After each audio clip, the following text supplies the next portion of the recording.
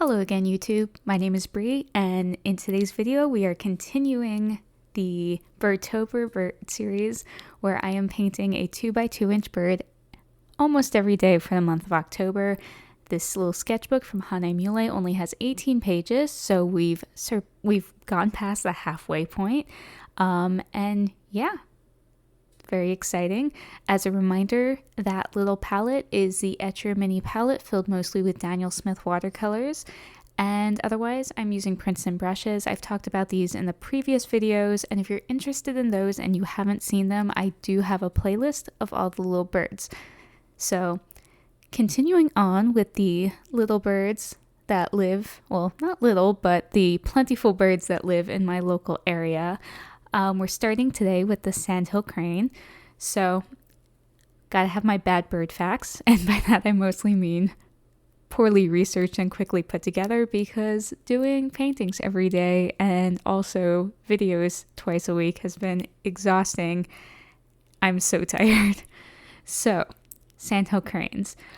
There are 3 species of them that live in Florida: the Florida Sandhill Crane, the lesser Sandhill Crane, and the greater Sandhill Crane. And out of all of those, the Florida one is clearly the most common. The greater and lesser are not as frequent of visitors, the lesser being the most rare of them and more of a migratory bird, so they don't permanently live here. We have so many of these big Sandhill cranes, though. They stand like 3 to 4 feet tall, and they have a wingspan of 6 to 7 feet. So they're quite massive birds. They're about as tall as the Great Blue Heron, the one beside it, but they have a longer wingspan.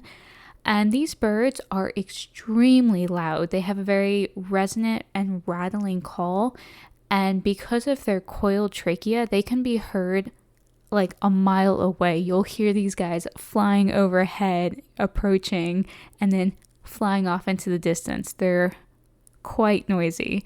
And because it has that rattliness to it, it almost like, growing up, I always thought of it kind of like a sheep baa, but it's not quite that noise. It just has that same rattliness to it. So these birds mate for life. You'll often see them in pairs, or if there's a third one, it's their child. And every year they have 1 to 2 colts. Unfortunately, it's rare that 2 of them survive, whether it be because they're just not healthy or if they're not even hatched or something happens. But luckily, Floridians take really good care of these birds. We're very fond of them. I don't know why we're so attached to these versus the many other birds we have. But like if I go in next door, especially around their mating time, there's so many pictures where people saw them with their children, the colts, and they take pictures of them from a safe distance.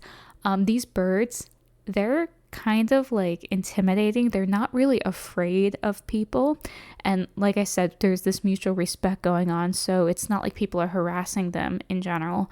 So like if I'm rollerblading, I can skate right past them if they're off to the side of the sidewalk, and they'll just look at me. They don't scatter like other birds, and so they're kind of tough, and but they don't attack either, so we got a good thing going.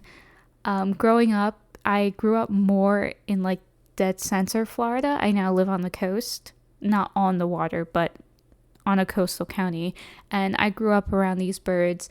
I remember seeing like a whole bunch of them in my neighbor's backyard once, and I thought it was the most incredible thing. And now I see them all the time still, but mostly in pairs. I've never seen like a massive group of them like that again.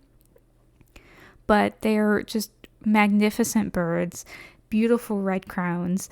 And the babies are so cute. They're like long-legged chicks. They're adorable. And then as they grow up, they maintain like a softer brown fluffy coating that eventually fades and becomes less fluffy and more like the one I painted.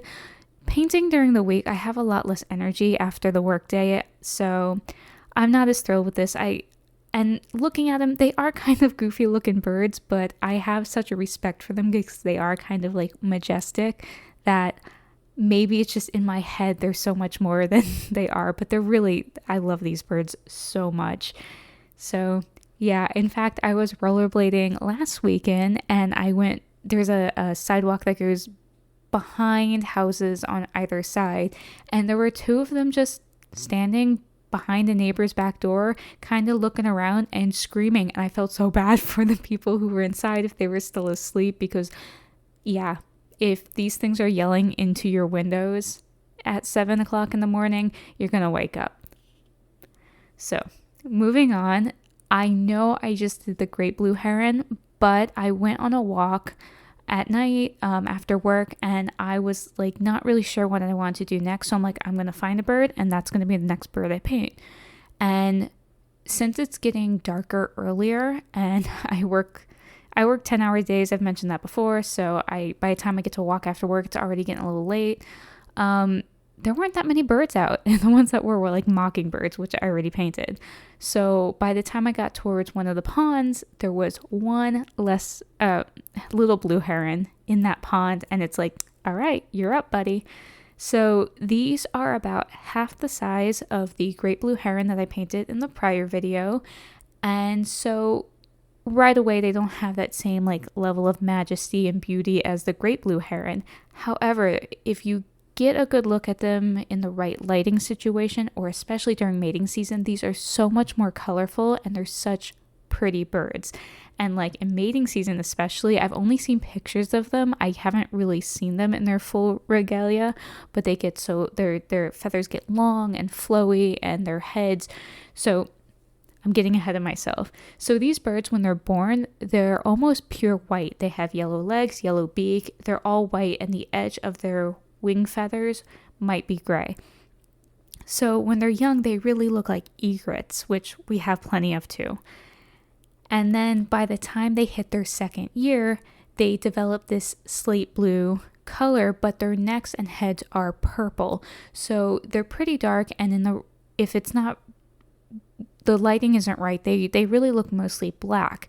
However, they're stunning. And then by the time mating season comes around, their heads and necks go from purple to a vibrant maroon. So they are just stunning birds. Otherwise, they're about half the size. I don't remember if I said this already. Like I said, I'm really tired. They're half the size of the great blue heron, so they only stand about 2 feet tall, and their wingspan's about 3.5 feet, so much smaller, but still sizable birds in their own right. They do get really fluffy, but they look really slim when they're not in mating season, I guess. So when I usually see them, they're wading around the pond, they're a little wet, and they look really, really thin. And like the great blue heron, they also live in rookeries. Now, looking these guys up, I found out that other herons and birds that live in rookeries were hunted for their plumage. These guys, not so much, for whatever reason, maybe just because they're smaller. So they didn't suffer from the plumage gathering, but because the rookeries diminished in size, they still suffered from that, and I guess they're doing better now. I didn't know about any of this stuff. I'm learning a lot while I do this. And because I still have to make the video, I don't have to, but I'm doing it. I don't have as much time to look into it further, but that's something I'm going to go back and look up later. So yeah, I really like these birds. I think they're really pretty. And I don't have a lot of encounters with them. I don't see them I see them often enough, but haven't had much interaction with them directly. They kind of do their own thing in the lake and stay far away from people. But yeah, don't really have much more to say about them. I don't really have many updates. I know I've been talking about like listening to Sandman, and I mentioned Squid Game, but since the last video I haven't had as much time to do other stuff. Tomorrow will be an off day, so I take Fridays off while doing this challenge because gotta have your rest and recovery time. I'm really looking forward to that because Friday is Great British Bake Off Day. I'll watch the new episode of that after work and grocery shopping and all the other stuff I have to do. And then I hopefully will have time to still paint and do everything on Saturday. I'm a software engineer, so we have a software release on Saturday that I have to run and oversee, so that should just be the morning. Should have plenty of time to do more stuff in the evening though. So, moving on to the third and final bird, bird of this video, finally doing a duck. So we have a lot of ducks in the area. Since they tend to stay out in the middle of the pond and do their own thing, and some of them, like, they kind of look similar from a distance, it's typically pretty hard to tell them apart. But like with the Little Blue Heron, I went on a walk, went to get the mail.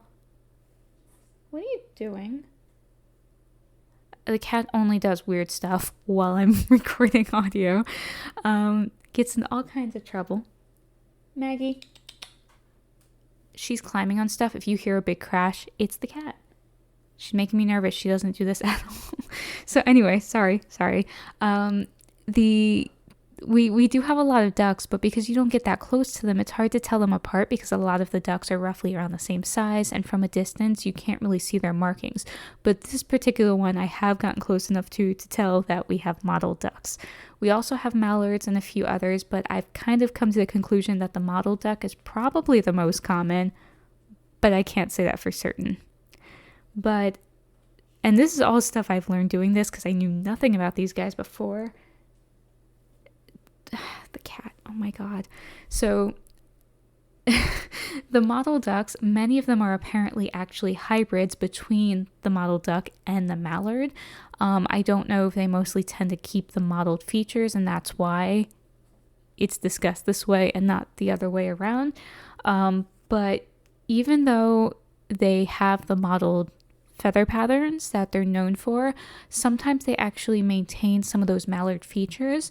So mallard ducks will have, I think it's the center top feathers on their tail have a little curl. So sometimes you'll see a mottled duck that looks exactly like they normally do, except it has little curly tail feathers. So that one's a mallard hybrid. And sometimes they even keep some of the green on their head, so like a green stripe down the back.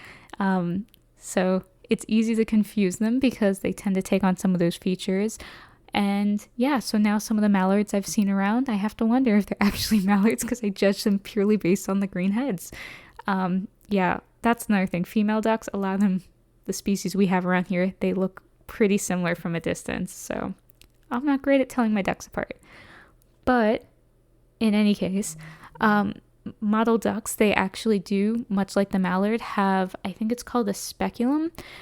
When they extend their wings to fly or dry off or whatever ducks do, they have in the center of the wing, some of the feathers have a different color, and much like the mallard, they have a blue-green patch there on the wing.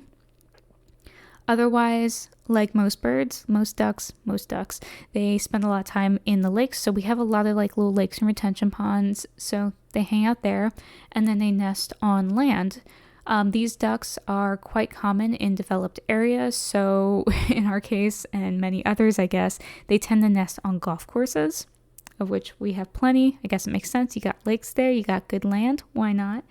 Unfortunately, obviously, living in populated areas hurts their populations in general, but I guess that's part of why they started to interbreed with the mallards, because they're all hanging out together. Why not? And apparently with these ducks, unlike the mallards where like the males have that gorgeous green head and the female ducks are just more of the brown, the way you tell these apart is the male ducks, like I guess this one would be a male duck, has a yellow beak and the females have an orange beak. So I don't know if you heard Juno in the background, but she says hi. Now I have two cats acting crazy. So that's all I had for my bird facts of the day. I am so ready to get to bed now. So I hope you are all doing really well. I hope you're enjoying this series. There's 2 more videos left with 3 more birds each, and then I'm going to take a break and come back in November because yeah, going from 2 videos in a month to wow, it'll be 7. It's been a lot. So yeah, hope you're all doing well, taking care of yourselves, enjoying these videos, crossing my fingers, and I will talk to you again in a few more days in another video. Bye.